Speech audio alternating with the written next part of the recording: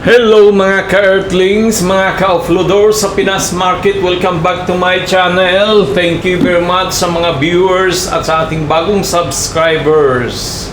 Sino ka man, maraming salamat sa pag-subscribe. Kung ikaw naman ay bago pa sa aking channel, huwag kalimutan pakipindot ng subscribe at saka bell button para notified ka palagi sa aking mga uploaded videos. So, gawa tayo ng videos na special edition. Palagi tayong gumagawa ngayon ng special edition. Si Globe naman yung natin ngayon, topic. So, bago natin yan pag-usapan, pakilala muna ako ng maayos. Ako po si Offloader sa Pinas Market. Isang OFW dito sa Middle East. Nagtitrade tayo sa mga blue chip stocks. At nagre-review naman tayo ng mga blue chip, mid-size cap at saka mga piling-pili na mga penny stock So yan, at so noong kahapon ang PSEI ay down siya ng 1.21. Sa hindi nakakalam, itong presyo ng PSEI ang gumagawa diyan o nagda-drive niyan ay itong mga blue chip stocks na to. Ito yan sila. Kadalasan yan sila. So, dahil down siya, dahil pula yung mga blue chips natin, si ICT, BDO, BT, yan, down sila lahat yan, mga blue chip yan. Meralco. So, kaya naging dahil Friday nga, ika nga. So, pag-usapan natin, diretso na tayo sa ating topic, si Globe. So, last nating gawang video ni Globe is siguro matagal-tagal na, 1 week na siguro natin to siya na pag-usapan So isa sa blue chip din to si tawag nito si Globe.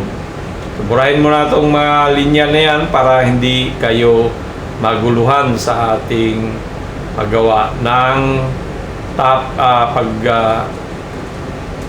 topic kay Globe. Yan siya. So mangat naman, burahin natin yan at burahin natin para malinis na. Yan. So yung mga green na yan yung mga supply and demand na dati green siya dito sa baba, nasungkit kaya nag-gray.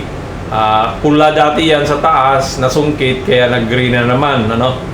So si Globe ay bullish siya sa kanyang So dati yung na-vlog natin na kailangang i-break to si Globe. So na-break niya tong na yan, yung consolidation area dito. Gumawa siya ng consolidation. Ibig sabihin ng consolidation, diyan lang nagpabalik-balik ang presyo natin. So siya, parang nag-up, down, up, down, up, down. So bago siya nagkabuo, na-breakout So yun yung consolidation, diyan siya pabalik-balik siya. So ngayon pulse. Ngayon nag-breakout siya nung Friday. So kung hindi to pulse breakout ay tuloy-tuloy to sa taas. Ibig sabihin ng pulse breakout naman, ibig sabihin na pag kunwari sa Lunes bumaba siya diyan, bumalik dito, ibig sabihin pulse breakout yan. Pero pag tuloy-tuloy yan papunta dun sa taas, ibig sabihin magandang sinyalis. Bakit ka mo umangat si Globe? Mayroong kadalahin na may dahilan siguro yan. May balita siguro. Wala namang balita dito. So, bali, hanapan natin kung anong dahilan yan. Meron siguro yan. So, ang dito ginagawa ni Globe ay common na pattern to at saka hindi naman pinaka-effective pero effective talaga siya So gumawa siya ng cap and handle pattern. So ganyan, katulad noong huling hapong video natin, si Nickel, cap and handle din ang gagawin niya. So si Globe, gumawa muna ng cap, binubuo muna niya yung cap para, so ibig sabihin yan, ang presyo bumaba diyan, bumaba. So kumbaga ang presyo bumaba diyan, bumaba. Nag-form siya ng curve. Tapos umakyat siya diyan, nag-form na naman, puform siya ng curve na naman. Ganon yung cup. So parang baso or mangkok, ano ba tawag niyan, yung lagay ng sabaw. So hindi naman siya ibig sabihin na ang presyo talaga dito dadaan sa linya natin sa guhit, ano. Ang importante lang na parang nagganon kasi wala namang perfecto na ano yan. Basta yun yung pattern niya.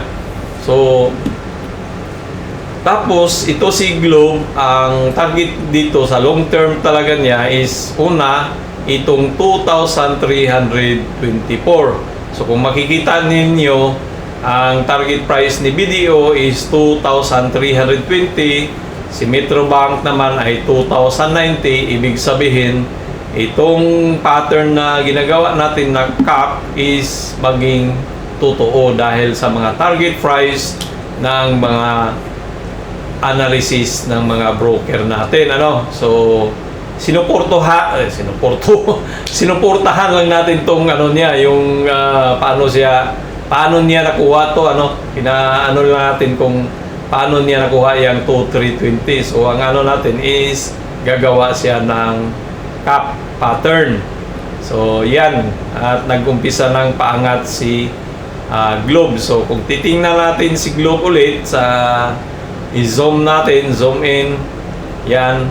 So meron kailangan si Globe na i-break itong 1751 na naman. Na-break na niya itong 16, ang sunod niyang i-break itong 17. So yan, kung makita niyo yung linya, dahil dito sa ano siguro, hindi nyo yan. So tanggalin muna natin yung pattern na yan. O yan. So para makita nyo, ano.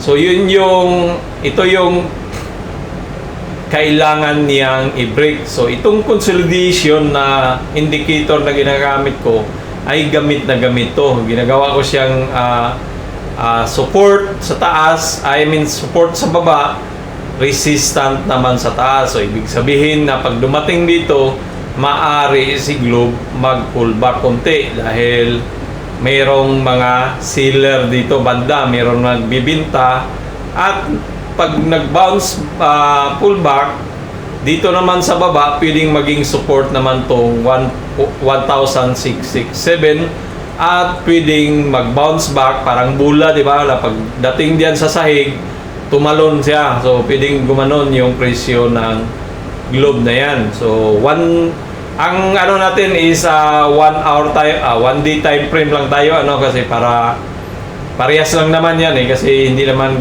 bilisang galaw to yung mga stock dito sa Philippine stock market. So daily time frame lang tayo palagi. So ibig sabihin ng daily time frame is isang kandila, isang araw yan sila yung mga kandila. So kung gusto mong malaman ang kandila naman, meron tayong ano diyan, yung tawag niyan, candle, kung paano siya basahin yan, no? Ang bullish at bearish candle sa stock trading. Search niyo lang yan para maintindihan niyo kung bago ka lang kung ano yang pagbasa ng candle o kandila. Meron pa naman siguro tayong iba pang dito tungkol sa kandila para maintindihan niyo. Yun lang. English niya siguro ang pagka-type, hindi candle. Kandila. So bago tayo patuloy ulit, huwag kalimutan mag-subscribe naman kayo sa ating channel. So libre lang naman ang pag-subscribe, walang bayad yan. Laking bagay na yan pag nag-subscribe kayo, ano. So balikan natin. So yan, kailangan i-break ni Globe itong 1748. So pwedeng bounce back mag-pull back pabalik pababa si Globe, at pwede din naman dumiritso yan siya sa taas, ganon, kasi talagang malakas. So titingnan natin yung mga statistic o mga ni financial information ni Globe, para malaman nyo kung alam niyo naman na yung Globe, di ba? So si Globe ay mayroong free float na 32 million. Maliit lang kasi mahal siya. Itong mga free float na to, kung sa US market to siya, gamit na gamit mo tong mga ano ang free float kasi yan yung galaw, ibig sabihin sa US market kasi 20 million US dollar, 20 million na share ay siya yung maximum ng free float na penny stock or medyo low float, kino-consider na low float na high volatility. So magalaw yan. So sa Pinas ito maliit lang naman. So si Globe ay kumikita naman maganda naman yung takbo ng niya. So pero parang last 2024 medyo mataas-taas konti yata or halos parehas lang. So sa mobile communication services talaga siya malakas, nakita yan siya. So tapos ang earnings yan, forecast halos parehas sa forecast. So malapit na magbigay ng earnings si Globes. Ang sinabi dito in 2 days time. So ibig sabihin so siguro sa Lunes or Martes maglabas na sila ng kanyang report, earning reports kaya pala na ito si Globe ay umangat 2 araw na doong Huwebes at saka Biyernes. Ibig sabihin nito, ang duda ko mayroong nagkaroon ng inside buy. O parang kasi yung mga empleyado nila, di ba? So parang pwede naman sila yung mga empleyado ng Globe na uy, maganda yung earnings natin ngayon, di ba? So alam nila na maganda yung earnings. So yung mga empleyado nila na hindi direktang pwedeng bumili na so bumili sila kaya malakas tingnan mo, alam nila na maganda yung earning kaya maraming bilihan 3% ang up. So kung ikaw empleyado ni Globe at alam mo na maganda yung nyo earnings darating na 2 days after na ilalabas, ay bibili ka talaga kasi magdagdag ka kasi alam mo na aangat ang presyo dahil nitong earnings report so hindi pa yata ganong pinasok siya ng mga foreign investor kasi ang volume na binili is 70,000 lang, hindi siya million. So ibig sabihin hindi pa pumasok ang mga foreigner investor dahil may kamahalan nga 1.6 pero darating din na araw to talagang baka Lunes ahataw pa to papasukin ng mga foreign investor so balikan natin ulit. So overview yun ang dahilan yun na tama na yan siguro na yung dividends naman nakaganda sa dividends pero parang pantay-pantay lang, parehas lang, hindi siya nag-increase, parehas lang yung niya. Pero na may dividend yield naman siya na 5% almost 6%. So last niyang bigay nung March 5, so may darating na naman siguro. So ang sunod na bigayan ng dividends is kailan ba? Isang bisis lang yan, 2 bisis yata to siya. Okay. 2 or 4, 25. So 4 na bisis siya namimigay ng dividends. Taas 25. So ngayon namang So ngayong buwan na to or kundi June first week, pero ngayong buwan na to siguro magmigay kasi last 25 namigay siya noong ang X niya is 23 May 25. So ibig sabihin, yung buwan na to magkaroon din ng dividends. So isa din yan na dahilan na marami nang nag-iipong bumili dito habang mura pa. Kasi pagdating ng X dividend date, pwede na nilang ibenta dahil kumita na sila dito. Kunwari, tumaas si Globe dito sa 1,800 at dito sila nakabili, di ba? So tinitrade nila 10% yan. So pag X date, binta ka agad at entitled na sila ng dividends. So ganun itong ginagawa sa mga may pira sa Pilipinas. Ito yung ginagawa nila ngayon. So kaya umangat si Globe. So yan si Globe ay ang ano talaga natin ay ibalik natin yung kanyang cap and pattern kung para malaman natin kung hanggang saan to si Globe ano. So yan siya ang kung ma-hit yung ano 2320 ni Globe, mayroon pang isang presyo na kaya niyang abutin. So itong sukatin natin tong lalim na to at dalhin natin yan sa taas, yan sa taas, yan.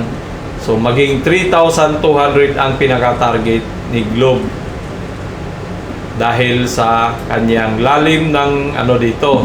So pagdating diyan, pwedeng mag ano yan si Globe, magganyan. Mag-cap, unhandle, so ito yung hawakan, tapos hataw sa taas ano. So sana naman ay nagustuhan nyo yung topic natin dito. So mga may hawak kay Globe ay congrats. So dito mayroon pala tayong sell order block dito. So ibig sabihin yan na pwedeng kumanon yan si Globe nga mag-bounce back ano. So titingnan natin sa darating na mga linggo o baka ngayong buwan na to baka ma-hit na yung 2,320 na target price ng mga ating brokers ano. So maraming salamat kung natapos mo tong video na to, ay maraming salamat. At hindi ka pa nakapag-subscribe, mag-subscribe ka naman at pwede ka mag-comment para naman para or magsabi ka kung anong gusto mong stock na pwedeng i-review natin ano. So maraming salamat again, maraming salamat. Adios amigos. Sa bukas naman ulit gawa na lang tayo ng panibagong videos. Babus!